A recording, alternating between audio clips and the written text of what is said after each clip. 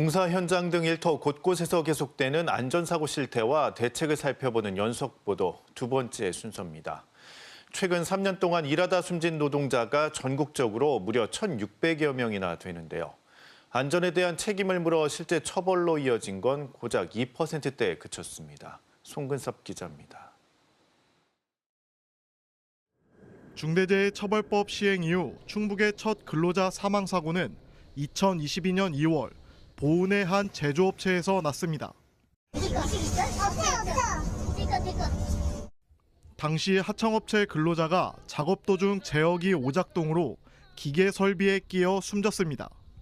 사고 발생 2년 6개월 만에 나온 1심 판결에서 원청업체 대표는 벌금 3천만 원을 선고받았습니다. 법 시행 이후 발생한 중대재해 조사 대상 사고는 전국적으로 1,600여 건, 노동자 1,600여 명이 숨졌지만 재판까지 넘겨진 건 70여 건에 불과합니다.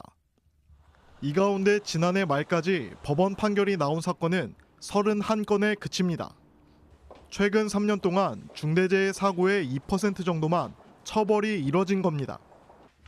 법의 취지는 경영자의 책임과 의무를 명확히 하고 과실이 있다면 강력히 처벌해 중대재해를 막자는 거였습니다. 하지만 엄벌로 이어진 사례는 드뭅니다.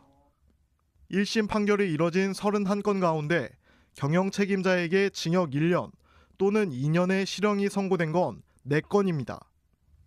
징역형의 집행유예로 풀려난 사례가 23건으로 가장 많았고 벌금형 또는 무죄가 각각 2건으로 뒤를 이었습니다. 중대재해법 시행 이후 지금까지의 사례를 두고 노사 반응은 엇갈리고 있습니다. 노동계에서는 솜방망이 처벌로 법의 취지가 퇴색됐다고 비판하고 있습니다. 경영자 측에서는 수사기관과 법원의 자의적인 해석으로 원청업체의 불리한 법 적용이 반복되고 있다고 주장합니다. 법조계에서는 모호한 법조항과 해석 등으로 법의 실효성이 떨어진다는 지적이 끊이지 않고 있습니다. 현재 법령을 어떻게 엄격하게 적용하고 또 여기 그 중대재해에 대한 엄한 처벌에 대한 사례를 남기느냐에 따라서 이 법의 그 실효성이 살아난다고 보거든요.